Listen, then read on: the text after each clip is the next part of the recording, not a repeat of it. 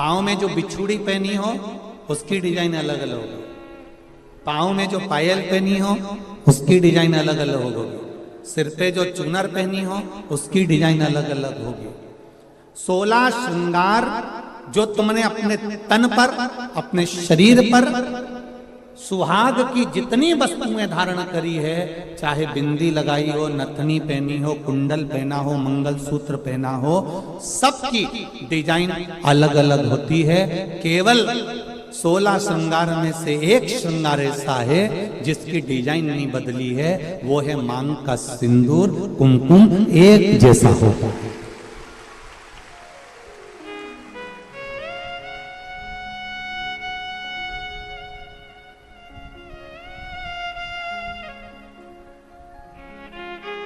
बोलो सही है कि गलत है? मांग का सिंदूर, मांग की कुकू, मांग में लगने वाला कुमकुम, इसकी डिजाइन कितनी बदल गई लोगों की जिंदगी में। मंगलसूत्र की डिजाइन बदल गई, चूड़े की डिजाइन बदल गई, कुंडल की, नथनी की, बेंदा की, सब की डिजाइन बदली, टीकी की भी डिजाइन बदल गई, पर नहीं बदली तो मांग के सिंदूर कंकु की डिजाइन नहीं बदली, क्योंकि इस डिजाइन को तो परमात्मा ने छाप कर भेजा है, तो उसको बदलना भी मुश्किल है, वो नहीं बदल सकता।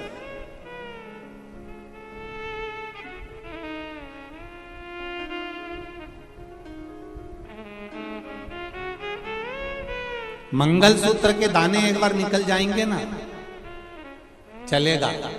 नाक की नथनी एक बार निकल जाएगी ना, चलेगी। बिछुड़ी जल्दीबाजी में कहीं निकल जाएगी ना, चलेगी। बिंदी कहीं निकल जाएगी ना, चलेगी। हाथ का चुड़ला कहीं निकल कर रखा गया ना, चलेगा। पर मांग का सिंदूर कभी भी मांग से नहीं निकलना चाहिए। ये शिव महापुराण की कथा। अब 16 श्रृंगार में से एक श्रृंगार ऐसा है मांग का सिंदूर जिसमें कोई भेद नहीं है।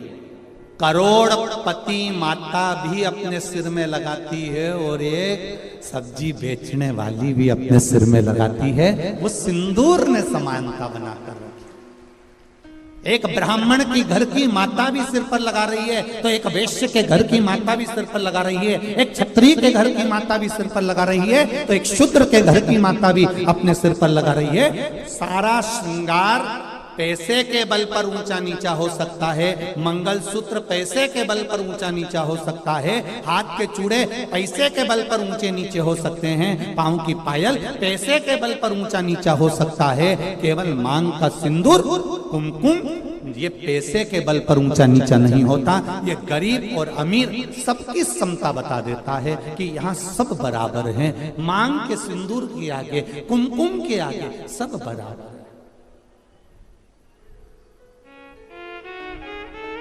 कितनी बड़ी बात रामचरितमानस में आती है।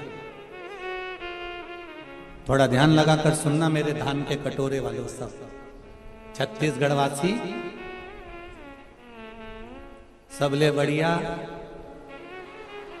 जम के बोलो जरा, सबले बढ़िया छत्तीसगढ़िया। तो मेरा छत्तीसगढ़ वालों से निवेदन है, और जितने लोग टीवी के माध्यम से कथा हैं और जितने लोग आस्था चैनल, फेसबुक, यूट्यूब के माध्यम से कथा सुन रहे हैं, अपने जीवन में एक बात उतार कर रखना रामचरितमानस की। रामचरितमानस में राम जी ने रावण की ओर देखा, लंका की ओर देखा, और लंका की ओर देखकर राम जी ने हनुमान जी को समझौता करने के लिए भेजा। जाओ हनुमान, जरा समझौता करना है रावण से। इतने में जामवंत, अंगद और जितने बानर थे वो बोलते हैं, प्रभु काय को समझौते की बात करते हो, मिटा देते हैं उस रावण को। देरी नहीं लगेगी, चुटकी भर में उस रावण को मिटा देंगे।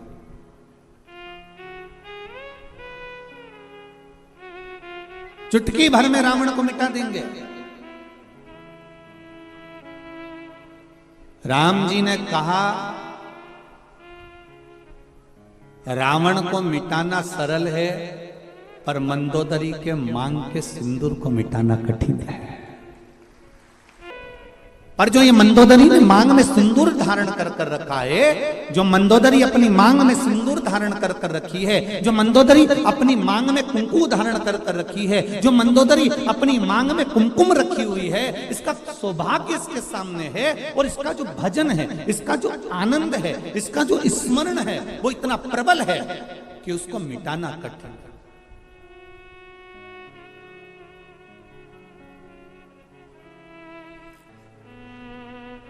एक बात कहना चाहूंगा बहुत अच्छे से। आदरणीय गृह मंत्री जी हमारे यहाँ कथा में श्री ताम्रध्वज साहू जी यहाँ बैठे हुए हैं। आप तो आज आए हैं, पर आपके घर से जो बाईसा हैं, आपकी जो धर्मपत्नी है, हमारे लिए तो माता के तुल्य हैं। हमने देखा कल भी परसों भी 2 दिन से हम लगातार देख रहे हैं, कहीं के दूसरे मंत्री की अगर पत्नी होती ना तो 3 घंटा कथा में नहीं बैठती, पर हमने ये चीज देखी है कि वो 5 दिन की कथा में 2-3 दिन लगातार कथा का रस तत्व ग्रहण कर रहे हैं। हम कहना चाहेंगे संपूर्ण विश्व के सनातनियों को एक बात बताना चाहेंगे कि पति जब घर से बाहर निकलता है, पति जब अपना घर छोड़कर किसी मार्ग की ओर आगे बढ़ता है, तो उसके साथ में धर्म पत्नी भले साथ नहीं रहती हो, पर उसके मांग में जो सिंदूर रहता है ना, उसकी चमक पति के साथ हर पल रहती है। ये निश्चितता।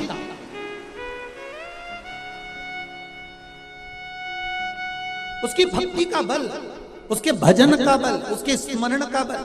अभी अभी आपने तुलसी जी और शालिग्राम की शादी जी करी होगी, बोलो सही है? एकादशी पर अभी तुलसी जी का ब्याह भगवान शालिग्राम जी के साथ लड्डू गोपाल के साथ करा होगा। जरा विचार करना, उस जलंधर को मारने के लिए देवताओं के पसीने छूट गए थे। क्यों? क्योंकि वृंदा के माथे का जो कुमकुम था, वृंदा के माथे का जो सिंदूर था, वो बड़ा प्रबल था, इसलिए जलंधर को मारना कठिन पड़ रहा था।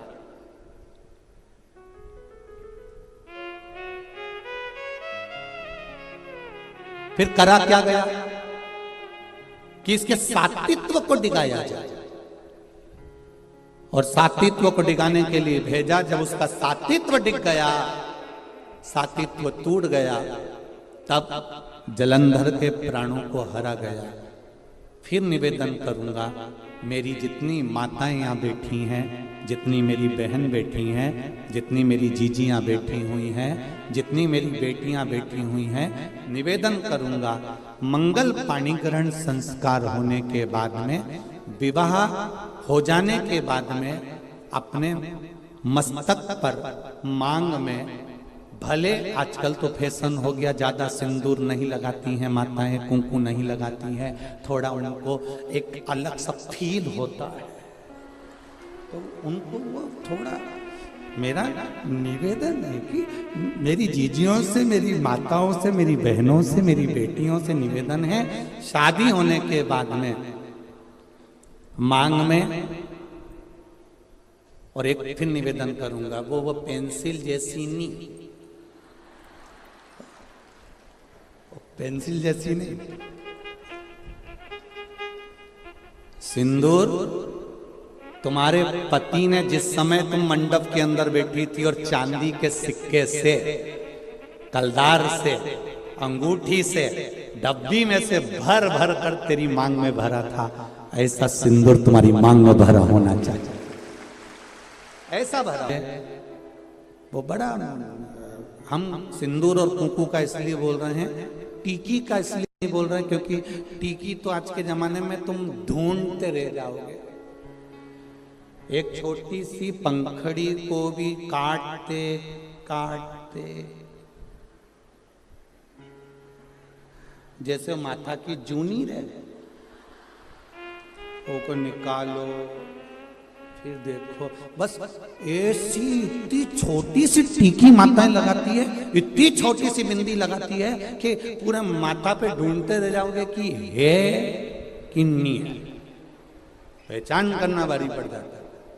निवेदन है, बिंदी तुम लगा रहे हो, कितनी बड़ी लगा रहे हो हमें उससे मतलब नहीं है, पर मांग में थोड़ा सा सिंदूर, थोड़ी सी कुंकू, थोड़ी सी डोली, जो भी आप लगाते हो वो थोड़ा सा इस मांग में होना चाहिए। अब कई लोग बोल रहे थे कि गुरुजी आप इतना लंबा तिलक लगा के आ जाते हो, कंकु यहाँ तक पोत के आ जाते हो, तो हमने कहा तुम नहीं लगा रहे तो तुम्हारे बत्तल का हम ही लगा ले। उसमें कहा टेंशन ले, उसमें क्या देना।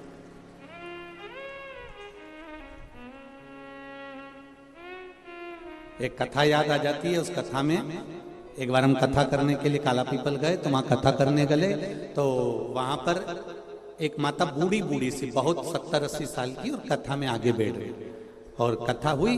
वो माता का नियम था, डंडा टेक के आती थी और 2 चोटी करके आती थी, एक में लाल रिबिन, एक में पीला रिबिन, 2 रिबिन पहले माता रिबिन बांधती थी, आप लोगों को ध्यान में होगा, ऐसा लाल ऐसा गुत्ता गुत्ता गुत्ती गुत्ती यहाँ तक आती थी, और फिर जो स्कूल जाने वाली छोरियां होती थी, बेटियां, वो यहाँ से लेकर फिर यहाँ चिट्टा मान लेती थी। पहले ऐसा चलता था, केला वाली चोटी। अब वो बुजुर्ग जो माता थी वो चोटी करके बैठ जाए। अब वो कथा करते करते करते करते बार बार ध्यान उसकी चोटी पे ही जाए। अब ऐसा होता है, अब कोई विशेष अगर कोई बैठे कोई आए तो उस पर ध्यान तो जाए कि आखिर। अब वो बार बार ध्यान जाए तो हमारा कथा में मन नहीं लगे। अब मन नहीं लगे तो हमने एक प्रश्न कर लिया, माँ आपसे एक बात पूछना है। कहा बोलो गुरुजी।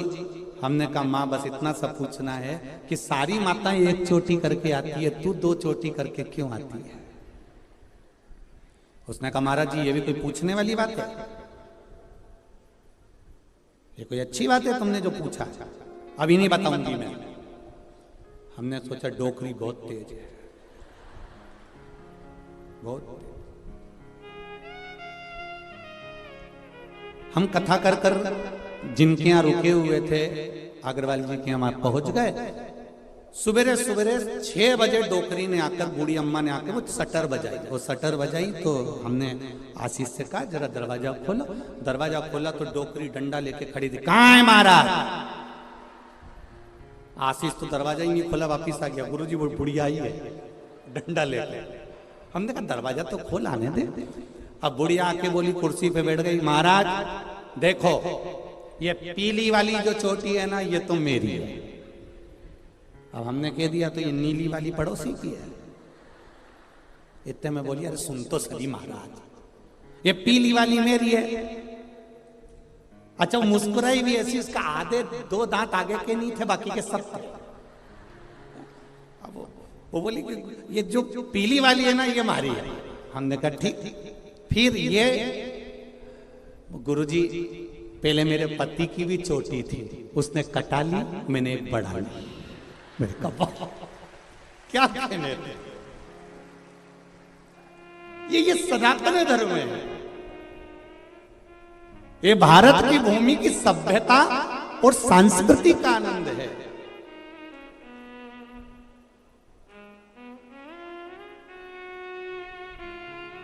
ये सुख ही दूसरा।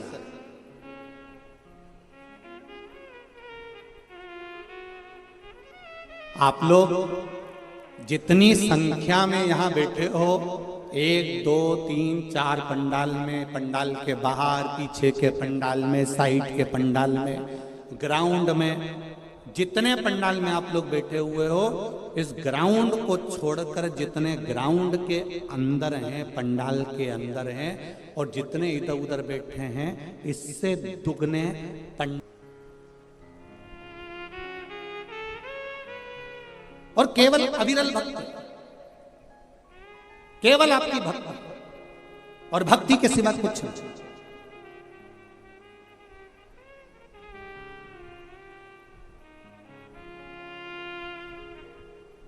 एक भाव आपके भीतर जो समाहित हुआ है, एक भाव, और बहुत जरूरी है। पहले के समय में उम्र का ठिकाना होता था कि 100 साल तक जियोगे। आज के समय में उम्र का ठिकाना नहीं होता कि आप कितने साल जियोगे।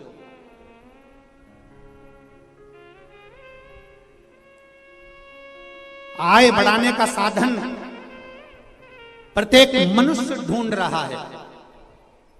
आप भी जितने लोग बैठे हो ना, हमारी आय बढ़ना चाहिए, हमारी कमाई बढ़ना चाहिए, हमारा व्यापार बढ़ना चाहिए, हमारा पैसा बढ़ना चाहिए। आय बढ़ने का साधन प्रत्येक मनुष्य ढूंढता है, पर मनुष्य ये नहीं ढूंढ पाता कि आय के साथ में मेरी उम्र कैसे बढ़े। आय बढ़ाते बढ़ाते बढ़ाते बढ़ाते मनुष्य की उम्र घटती चली जा रही है। घर में पैसा तो बढ़ रहा है, पर 65, 70, 75, 80 में आउट हो जा रहा है, समाप्त। दुनिया के लोग आपको आय बढ़ाने का साधन बताएंगे, विदेश के लोग आपको आय बढ़ाने का साधन